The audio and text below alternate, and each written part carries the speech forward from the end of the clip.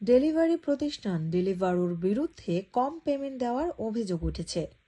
ইকোনমিতে কর্মরত শ্রমিকদের income cover করার জন্য নতুন ডিলের অংশ হিসেবে কোম্পানিটি এই বছরের শুরুতে মিনিমাম স্যালারি দেওয়ার প্রতিশ্রুতি দেয়। এতে প্রতি ঘন্টায় 12 পাউন্ড পেমেন্ট দেওয়ার কথা বলা হয়, কিন্তু এখন দেখা যাচ্ছে তারা ড্রাইভারদের মিনিমাম স্যালারির নিচে বেতন দিচ্ছে।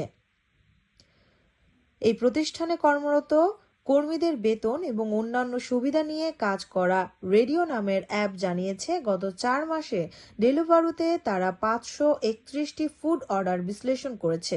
এতে দেখা গেছে মে মাসে 278টির ক্ষেত্রে ড্রাইভারকে প্রতিশ্রুতি অনুযায়ী ঘন্টায় 12 পাউন্ড অর্থ দেওয়া হয়নি। অথচ জিএমবি ইউনিয়নের সাথে ডেলিভারও প্রতি ঘন্টায় 12 পাউন্ড স্যালারি দিতে সম্মত হয়েছিল। গত মাসে ডেলিভারো ঘোষণা দেয় 2024 সালের প্রথম 6 মাসে তারা 1 মিলিয়ন পেমেন্ট লাভ করেছে। এমন অবস্থাতেও তাদের বিরুদ্ধে কম পেমেন্ট দেওয়ার অভিযোগ উঠেছে। ডেলিভারিতে এক্সিটর বেস্ট ড্রাইভার মার্টিন লুইস 2021 সাল থেকে কাজ করছেন। তিনি রেডিওকে তার ডেলিভারি রেকর্ড পরীক্ষা করার অনুরোধ জানিয়েছেন। তিনি বলেন, তার ধারণা ডেলিভারো কর্তৃপক্ষ ন্যায্য অর্থ দেয়নি। তারা 48% অর্ডারের মিনিমাম বেতনের নিচে পেমেন্ট করে থাকে, অর্থাৎ 48% মানুষ কম বেতন পাচ্ছে।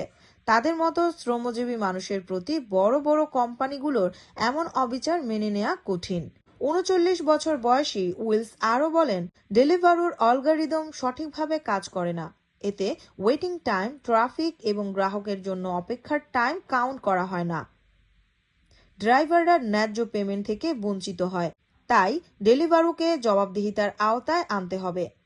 রেডিওর কো-ফাউন্ডার আলফিক পার্সি জানিয়েছেন, বিশ্লেষণে দেখা গেছে ডেলিভারো তার মিনিমাম পাবলিক প্রতিশ্রুতি পূরণ করতে ব্যর্থ হয়েছেন।